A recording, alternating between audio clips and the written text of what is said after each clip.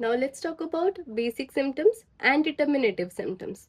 So basically this classification was given by Dr. Garth Borick, and he used it in his book The Principles of Homeopathy.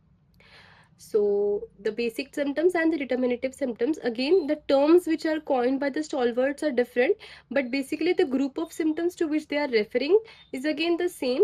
Basic symptoms मतलब हमारे common symptoms को उन्होंने बोला है, और determinative symptoms मतलब individualizing, uncommon या peculiar characteristic symptoms जिनको हम बोलते हैं वही determinative symptoms है. So this term was used by Dr. Garth Borick in his book The Principles of Homeopathy, and Borick divided the symptoms into basic symptoms and determinative symptoms. तो पहले बात करते बेसिक सिम्टम्स की. Basic को उन्होंने absolute symptoms भी कहा है. So these are those symptoms that appear in every proving and are of general nature. They are usually of diagnostic importance.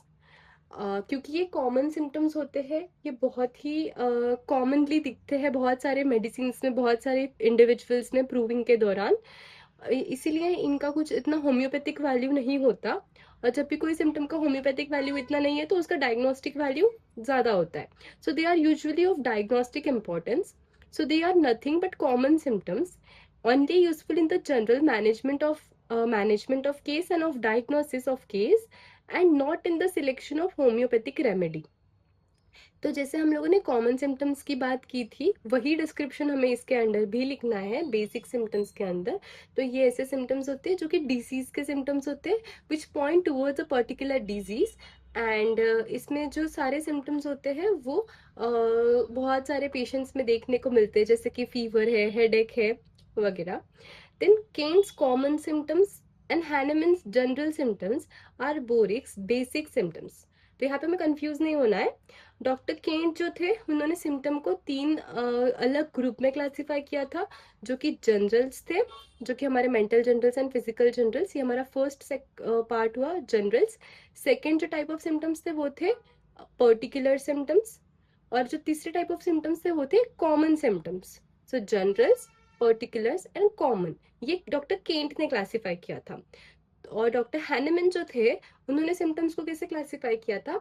Common, जिसको उन्होंने जनरल सिम्टम्स भी बोला था, और दूसरा ग्रुप था अनकॉमन सिम्टम्स का, जो कि पेक्यूलियर सिम्टम्स थे. तो जो डॉक्टर केंट के कॉमन सिम्टम्स थे, जो कि डिजीज सिम्टम्स है, वही हैनेमन के जनरल सिम्टम्स थे. उन्हीं को हम लोग बोरिक के बेसिक सिम्टम्स बोलते हैं. तो ये कंफ्यूज करने के लिए या फिर एमसीक्यू वगैरह में भी ये पूछा जा सकता है. तो हम अगर हमारा कंसेप्ट क्लियर है तो ये हमें इजीली समझ जाएगा, क्योंकि ये कुछ इतना डिफिकल्ट भी नहीं है. So in the analysis of symptoms by doctor Garth Boericke, अगर हमें ये पूछा जाता है इनकेस 5 मार्क क्वेश्चन, तुम्हें पता होना चाहिए कि analysis according to doctor Boericke में दो सिम्टम्स के बारे में लिखना है, एक तो बेसिक सिम्टम्स एंड दूसरे है डिटर्मिनेटिव सिम्टम्स.